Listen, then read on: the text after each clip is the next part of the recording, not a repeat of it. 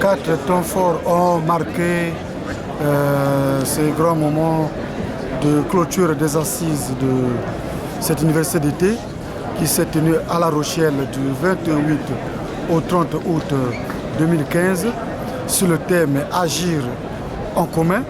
J'ai retenu 4 temps forts à travers les discours qui ont été prononcés.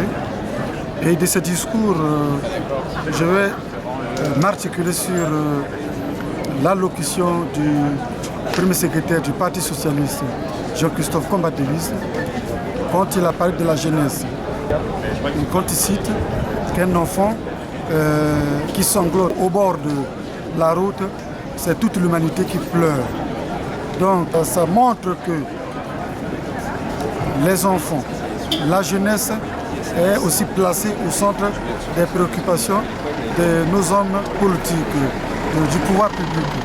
Il faut encore rajouter l'afflux de l'immigration et de la demande massive du taux d'asile et de l'augmentation du taux d'asile.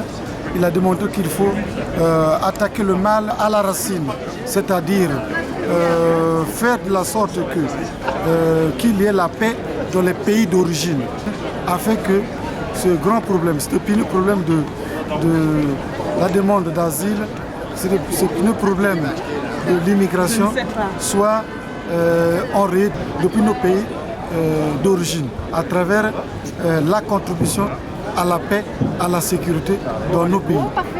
Et je vais aussi m'articuler sur la réussite des assises très prochaines du COP 21 qui va avoir lieu, le sommet du COP 21 qui va avoir lieu en décembre en France. À ce sujet, le premier secrétaire Jean-Christophe Combatelis a fait état de la préoccupation du président Barack Obama qui dit qu'il revient à notre génération d'agir maintenant et faire de sorte que l'ensemble des générations à venir puissent vivre aisément en paix sur l'ensemble de la planète.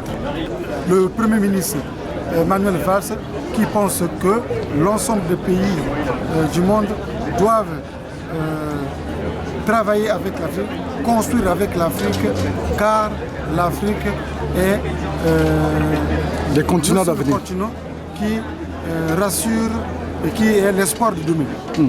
Alors, il y a eu aussi le problème par rapport à la jeunesse. Vous qui êtes très attaché à la jeunesse, vous avez suivi quand même le discours de la présidente du parti de la jeunesse du Parti socialiste, où elle incite quand même les jeunes à beaucoup s'engager dans les partis politiques. Est-ce que c'est le cas en Afrique? Est-ce que les jeunes vraiment s'engagent dans les partis? Bon, à ce sujet, j'ai bien suivi la présidente de la jeunesse du Parti socialiste, Laura Silmani, et qui pense que les jeunes doivent s'investir.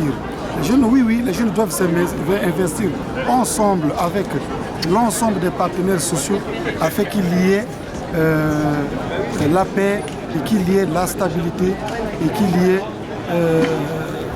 cette notion de vivre ensemble dans tous les États du monde. Mais en Afrique, quand même, ça pose problème. Mais l'Afrique n'est pas séparée des autres continents du monde.